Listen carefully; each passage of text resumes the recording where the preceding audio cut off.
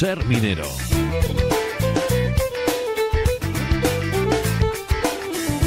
Y hablamos ahora de cultura minera, como hacemos cada lunes en nuestro Hoy por Hoy, saludando en primer lugar a nuestro experto en la materia, Roberto Fernández, director del Museo de la Minería y de la Siderurgia. Se encuentra en Sabero. Roberto, ¿qué tal? Muy buenas. Bueno, dices hablamos, pero a ver si yo soy capaz de hablar del programa porque tengo la voz, pues como ves, un poco tocada. Hablas un poco tocado. La semana de tanto puente ha pasado factura. La semana. Iba a arrancar con Soy minero, Antonio Molina, pero vamos a dejarlo. Si soy capaz me lo apunto para el lunes pues, que viene, entonces, Roberto. Sí, apúntalo. Oye, igual además nos puede echar una mano. Sí. Alguien que entiende también un poco de elementos químicos y también de medicamentos, será el invitado que tienes contigo, porque hoy vamos a hablar de un tema muy interesante, de una profesión más vinculada al mundo de la mina, y es la profesión de químico. Los químicos, que no lo había en casi todas las empresas, pero sí en las grandes empresas mineras, tienen un papel muy relevante y yo creo que también ha pasado un poco desapercibido, ¿no? Siempre hablamos de picadores, entibadores, barnistas, pero bueno, hemos ido conociendo profesiones muy interesantes. Y hoy, para hablarnos de la profesión de los químicos, ¿no? En las empresas mineras, tienes ahí como invitado a Francisco Gallardo, a Paco, que fue químico en la empresa de Sabero, en Ulleras, durante unos cuantos años y que, yo creo que todavía, aunque ya hace tiempo de eso, conserva el recuerdo de su labor, ¿no? Y nos ayudará a entender el papel tan importante que desempeñaron. Además, le tengo aquí en el estudio. Paco, bienvenido, ¿cómo estás? Muy bien, muchas gracias. Dice Roberto, unos cuantos años, ¿tantos como cuántos? Pues yo entré en Ulleras en el 1982, Ajá. Estuve hasta el cierre de la mina de Interior en el 91, o sea que del 91 al 22, pues 31 años, ¿no? Uh-huh. Que dejé la minería. Ya. ¿Y cuál era tu función como químico en Ulleras? Bueno, había fundamentalmente un trabajo rutinario que era el cálculo de cenizas, humedad y volátiles de todas las muestras que llegaban al laboratorio. Teníamos que hacer, la función mía era que el laboratorio funcionara como responsable. Ese era un trabajo más rutinario. Y luego había un trabajo más especial de mejora del lavadero, propuestas de mejora del lavadero, informes mensuales a la dirección y informes también diarios para el control del lavadero. A veces se necesitaba que hubiera más cantidad de carbón con unas condiciones peores, de cenizas y tal, o mejorar la calidad del carbón a la venta, para que, como se sabía, la venta del carbón dependía de la humedad, cenizas y volátiles. Entonces, ahí la dirección marcaba unas pautas y nosotros comprobábamos que con los análisis que se cumplieran esas pautas. O sea, el control de la calidad del mineral, el saber cuál era su grado, era una de las principales tareas que tenías encomendadas. Sí, porque se analizaba todo, lo que llamamos el todo uno, que era lo que bajaba porque la mina estaba así, y el lavadero estaba al lado del río Esla. Entonces veíamos cuál era la calidad del carbón que nos llegaba y luego también dentro habría que explicar un poco cómo funcionaba el lavadero, pues ver qué productos estábamos obteniendo y modificar el lavadero según las condiciones que nos marcaba la dirección, ¿no? Porque al margen de la calidad que pueda tener de por sí el mineral o el carbón, o en este caso, ¿hay procedimientes y hay procesos para poder mejorarlo? Sí, ¿A posteriori? Claro, el lavadero funcionaba, limitado, ¿no? Porque si es muy malo, no haces una cosa estupenda. ¿Pero si hay un pequeño margen de mejora? Sí. Nosotros lo que hacíamos, ahí llegaba el todo uno y se dividía por granulometría en grano, menudo y fino. Eran los tres tamaños que se manejaban en el lavadero. Entonces, cada uno se lavaba aparte. Entonces, el grano del todo uno podía tener unas cenizas a lo mejor del 40% y después quitado estéril y demás, pues se podía quedar en 20 o menos tanto por ciento, ¿no? O sea, el lavadero lo que hacía era mejorar esas condiciones de cenizas. Y luego la humedad, sin embargo, pues aumentaba porque, claro, se utilizaba para el movimiento de todo el carbón dentro del lavadero, con agua se trasladaba el carbón. Luego había una parte de secado, en fin, pero bueno, siempre era intentar mejorar las condiciones del todo uno que nos llegaban.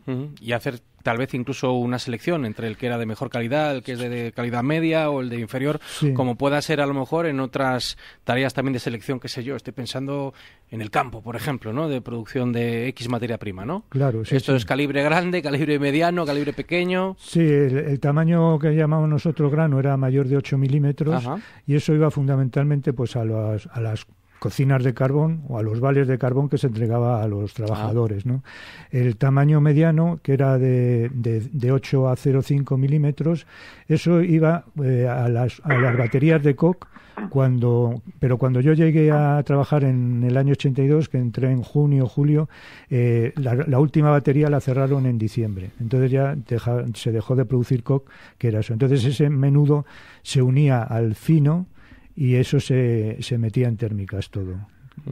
Y el fino era el tamaño menor de 0,5 milímetros. Eso eran los 3 productos que obteníamos en el lavadero. Y de cada parte, grano, menudo y fino, pues obteníamos el lavado, el mixto y el estéril. Bueno, y ahí ya se combinaba para la venta, dependiendo un poco de qué condiciones habíamos ido vendiendo el carbón en ese mes, digamos, ¿no? Y para... bueno, sí, adelante, Roberto.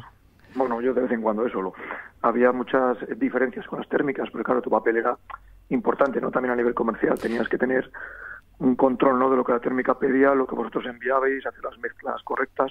¿Teníais muchos problemas a la hora de sacar este carbón con las térmicas? No, generalmente no. Ya la gente que trabajaba en el laboratorio ya llevaba muchos años y tenía ya la rutina esa del cálculo bien claro, ¿no? Y lo que hacíamos era sobre todo con la velilla del río Carrión, con la térmica de allí, era una vez al mes. Yo me acercaba allí con el químico de allí y con los técnicos de laboratorio de allí y comprobábamos que los valores que ellos habían obtenido y los que habíamos obtenido nosotros se parecían. Evidentemente no podían ser exactamente iguales porque las muestras eran diferentes y todo, pero la marcha analítica, digamos, el proceso analítico era similar. Entonces ahí pues podíamos discutir un poco quién llevaba razón. Al final, pues la razón siempre había que dársela un poco a ellos, pero bueno, alguna vez podíamos discutir.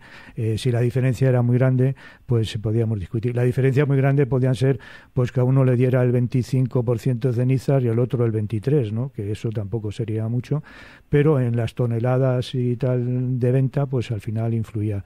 Entonces esa labor nuestra pues era importante también porque dependía la cantidad de dinero que se sacaba al mes, ¿no?, de la mina.